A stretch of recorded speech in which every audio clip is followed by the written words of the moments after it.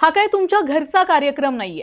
शिक्षण मंत्री आहात, जबाबदारीनं राहा, हे तापलेलं विधान होतं सुप्रिया सुळेंचं। त्यानंतर बलात्काऱ्यांच्या सुटकेला समर्थन देणाऱ्या व्यक्तीला शिक्षण मंत्री का केलं, हे विधान केलं प्रियंका गांधींनी। मंडळी, या 2 दिवसात संसदेत विरोधकांनी शिक्षण मंत्री आणि एकंदरीत सरकारच्या विरोधात इतका गोंधळ घातला की या गोंधळानं शिक्षण मंत्र्यांच्या निवडीवरच मोठे प्रश्नचिन्ह निर्माण होऊ लागले। बर, फक्त सुप्रिया सुळे किंवा प्रियंका गांधी या दोघींनीच शिक्षण मंत्र्यांवर टीका केली नाहीये, तर राहुल गांधी, जयराम रमेश यांचा सुद्धा यामध्ये समावेश होता। तापत्या तव्यावर अनेकांनी पोळ्या भाजायचा प्रयत्न सुद्धा केला। थोडक्यात सीजेपीचं आंदोलन संपल्यानंतर पहिल्यांदाच संसदेमध्ये वातावरण तापलेलं दिसलं। त्यामुळे संसदेत शिक्षण मंत्र्यांनी नेमकं असं काय केलं होतं ज्यामुळे सुळे पण भडकल्या आणि प्रियंका गांधींनी शिक्षण मंत्र्यांच्या बाबत कोणती जुनी माहिती दिली ज्यामुळे सत्ताधारी आक्रमक झाले। सोबतच या सगळ्यात स्वतः शिक्षण मंत्री प्रल्हाद जोशींची काय भूमिका होती हेच आजच्या व्हिडिओमध्ये सविस्तर पाहूयात। नमस्कार, व्हिडिओ शेवटपर्यंत पहा। बघा, धर्मेंद्र प्रधान यांनी त्यांच्या शिक्षण मंत्री पदाचा राजीनामा दिल्यानंतर त्या जागी भाजपनं प्रल्हाद जोशी यांची नेमणूक केली। खरं तर ज्यावेळी जोशींची निवड केली त्यावेळीपासूनच जोशी हे विरोधकांच्या टार्गेटवर होते। विरोधकांचं असं म्हणणं होतं की याआधीचे शिक्षण मंत्री हे राष्ट्रीय स्वयंसेवक संघाच्या विचारांचे होते आणि आता सुद्धा भाजपनं शिक्षण मंत्री पद हे राष्ट्रीय स्वयंसेवक संघाच्याच विचारांनी प्रेरित असलेल्या प्रल्हाद जोशींकडे दिलंय। याच कारणावरून सुरुवातीला जोशींना विरोध केला गेला। विरोधकांचं म्हणणं होतं की शिक्षण मंत्री पदावर सर्व धर्म समभाव असलेल्या नेत्याला बसवावं। थोडक्यात जोशी जसे शिक्षण मंत्री पदावर आले तसं त्यांच्या विरोधात वातावरण तापत गेलं। पण खरं वातावरण तेव्हा पेटलं जेव्हा विरोधकांनी सलग 2 दिवस शिक्षण मंत्र्यांना धारेवर धरलं। सुरुवात करूया सुप्रिया सुळेंपासून। झालं असं होतं की संसदेत शिक्षण मंत्री प्रल्हाद जोशी हे लोकसभा अध्यक्षांसोबत वाद घालत होते। वादाचं कारण हे होतं की लोकसभा अध्यक्षांनी दिलेल्या वेळेपेक्षा थोडा जास्त वेळ भाजपच्या खासदारांना बोलण्यासाठी द्यावा असं जोशी म्हणत होते। आता जोशींच्या याच वादात सुप्रिया सुळेंनी उडी घेतली। सुळे ताडकन उठल्या आणि थेट लोकसभा अध्यक्षांना म्हणाल्या की संसदेतील माझ्या 20 वर्षाच्या कार्यकाळात मी पहिल्यांदाच एका कॅबिनेट मिनिस्टरला लोकसभा अध्यक्षांसोबत बोलण्यासाठी वेळ वाढवून देण्यावरून भांडताना पाहतीये। हा काय भाजपचा अंतर्गत कौटुंबिक कार्यक्रम नाहीये, याचं भान शिक्षण मंत्र्यांनी ठेवावं। प्रल्हाद जोशी, तुम्ही शिक्षण मंत्री आहात, तुम्ही जबाबदार आहात। ही काय कर्नाटकातील विधानसभा नाहीये जिथं हसणं खिदळणं चालू आहे।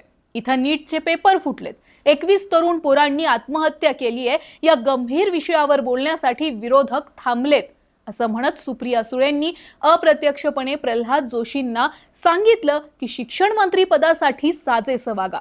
आता बघा, सुळेंच्या या विधानानंतर शिक्षण मंत्री जोशी पुन्हा चर्चेत आले आणि विरोधकांच्या टार्गेटवर सुद्धा आले।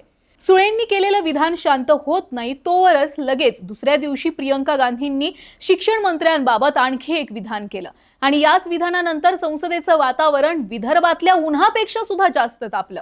प्रियंका गांधींनी बिल्किस बानो प्रकरणाचा संदर्भ देत शिक्षण मंत्र्यांवर टीका केली। प्रियंका म्हणाल्या की नव्या शिक्षण मंत्र्यांनी गरोदर महिलेवरील बलात्कारातील आरोपींच्या सुटकेवर सहमती दर्शवली आणि आनंद व्यक्त केला होता। देशातील करोडो महिलांना नरेंद्र मोदींनी काय संदेश दिलाय आणि देशाला कसा शिक्षण मंत्री मिळालाय ज्याला बलात्काऱ्यांच्या सुटकेनंतर आनंद होतो, असा सवाल प्रियंका गांधींनी संसदेत केला होता। आता प्रियंका यांनी थेटपणे जोशींना बलात्काऱ्यांचे समर्थक म्हटल्यामुळे संसदेमध्ये जो राडा सुरू झाला तो राडा पार प्रियंका गांधींनी माफी मागावी इथपर्यंत येऊन पोहोचला। कसबसा अध्यक्षांनी वातावरण शांत केलं, पण लगेच दुसऱ्या दिवशी राहुल गांधींनी आगीत तेल ओतलं आणि पुन्हा एकदा त्यांच्या बहिणीने केलेल्या विधानाचाच पुनरुच्चार केला।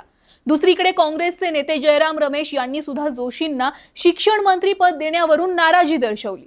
एकंदरीत लक्षात घ्या, या सगळ्या प्रकरणांमुळे फक्त आणि फक्त शिक्षण मंत्र्यांबाबत नकारात्मक वातावरण तयार झालं। परीक्षा विधेयकाबाबतची चर्चा बाजूला राहिली आणि धारेवर मात्र शिक्षण मंत्री प्रल्हाद जोशींना धरलं गेलं। आता यात चूक विरोधकांची की शिक्षण मंत्र्यांची यावर विचार करण्यापेक्षा जर खरंच परीक्षा विधेयकावर संसदेमध्ये चर्चा करायची होती तर विरोधक आणि सत्ताधारी दोघांनी सुद्धा गावभरच्या चर्चा, एकमेकांवरच्या टिप्पण्या बाजूला ठेवून चर्चा करणं गरजेचं होतं। खरंच देशातल्या तरुणांना वाचवायचं असेल, त्यांचं शिक्षण सुरक्षित आणि सुधरवायचं असेल तर फक्त शिक्षण मंत्र्यांना प्रयत्न करून उपयोग नाहीये. त्यासाठी विरोधकांनी सुद्धा तेवढाच सकारात्मक प्रतिसाद देणं गरजेचं आहे. अनेक जण म्हणतील की आम्ही शिक्षण मंत्र्यांची बाजू घेतोय, भाजपची बाजू घेतोय, पण इथे बाजू ना जोशींची घेतोय ना सुळे किंवा गांधींची. सर्वसामान्य माणूस म्हणून आमची एकच मागणी आहे की देशाच्या पवित्र संसदेत अधिवेशनात जनतेच्या हितासाठी चर्चा करा. एकमेकांवर टीका नंतर सुद्धा करता येतील, पण एकदा अधिवेशनाचा काळ संपला की पुन्हा जनतेच्या कल्याणाची विधेयकं तशीच अडकून राहतील. असो, तुम्हाला संसदेतील या सगळ्या गदारोळात कोण चूक आणि कोण बरोबर वाटतंय? कमेंटमध्ये आम्हाला नक्की सांगा. आणि हो, व्हिडिओ आवडला असेल तर जास्तीत जास्त लोकांपर्यंत शेअर करा, लाईक करा आणि चॅनलला म्हणजेच आमच्या ऑनलाईन नेता या चॅनलला सबस्क्राईब आणि फॉलो नक्की करा.